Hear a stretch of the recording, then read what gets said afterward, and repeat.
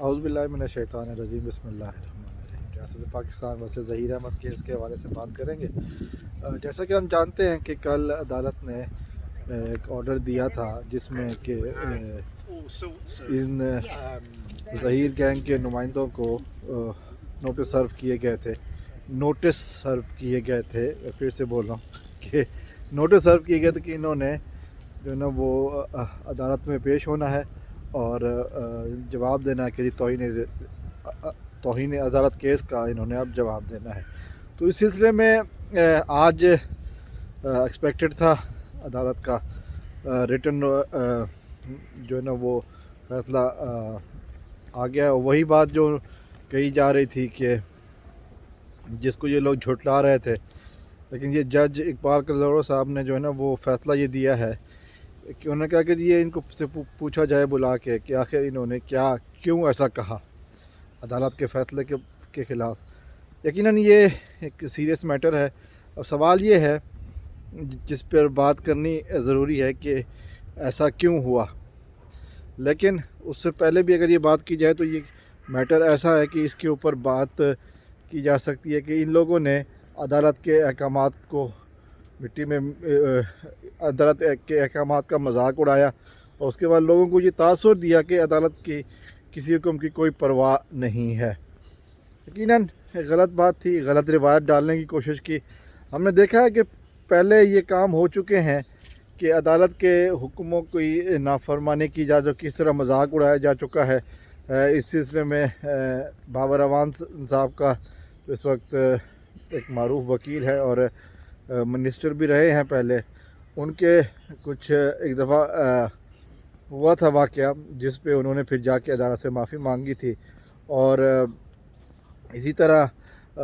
معافی مانگنے کے لیے ہم نے دیکھا کہ جی عمران خان صاحب کے ساتھ بھی یہ واقعہ ہوا ہے کہ ایک جج کے بارے میں انہوں نے کچھ کہا تھا، پھر وہ عدالت میں جا کر کے معافی مانگی۔ ظاہر ہے یہ لوگ سمجھتے ہیں کہ خاص کر علی جعفری صاحب یہ سمجھ رہے تھے کہ شاید وکیل ہونے کی وجہ سے ان کو چھوڑ دیا جائے گا، تو یقیناً بابر اعوان کے اور اس انسیڈنٹ کو شاید وہ بھولے ہوئے تھے یا شاید وہ لفٹ نہیں کرا رہے، تو سمجھ کہ جی شاید یہ میٹر ایسا ہی ہوگا کہ ہم آرام سے نکل جائیں گے، لیکن ایسا ہوا نہیں۔ اب سرکاری وکیل نے بے شک کہا کہ جی یہ میٹر ہم نے یہ میٹر کلوز ہو چکا ہے، لیکن میٹر کلوز نہیں ہوا تھا بیسکلی، تو ان کو اب جواب دینا پڑے گا کہ یہ توہین عدالت کیوں ہوئی ہے۔ ظاہر سرکاری وکیل نے اس عنوان سے کہا کہ اب میں اس کی وجوہات نہیں کچھ جان سکتا ہوں کہ انہوں نے کیوں کہا، کہ ہو سکتا ہے کہ جی اب وہ دوسری طرف بات کر رہے ہوں جو ایکچول میٹر ہے جس کے اوپر کہ جی یہ بچی اب لاہور سے کراچی آ چکی ہے اور کراچی سے اب یہ دارالامان سے ہوتی ہوئی اپنے گھر جا چکی ہے، تو شاید اس موضوع پہ بات کرنا چاہ رہے ہوں گے۔ لیکن جج صاحب نے کہا کہ جی اس میں جو عنصر ہے وہ توہین عدالت کا بھی ہے جس کے اوپر بات ہونی ابھی باقی ہے، اور متعلقہ فریقین جیسے کہ ہم بار بار ویڈیوز میں کہہ رہے ہیں،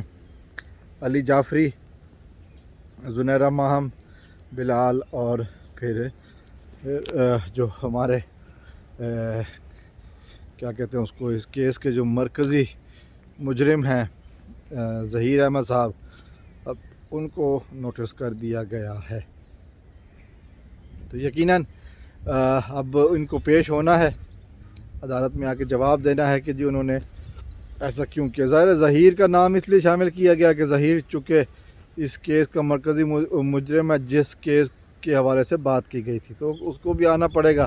لیکن دوسرے میٹر میں بھی ہم نے دیکھا کہ اگر جب توہین رسالت کا میٹر ہوتا ہے تو جن کے اوپر ایکیوز کیا جاتا ہے وہ ان کو ان پرسن پیش ہونا ہوتا ہے، جو کلپٹ ہوتے ہیں، جو اس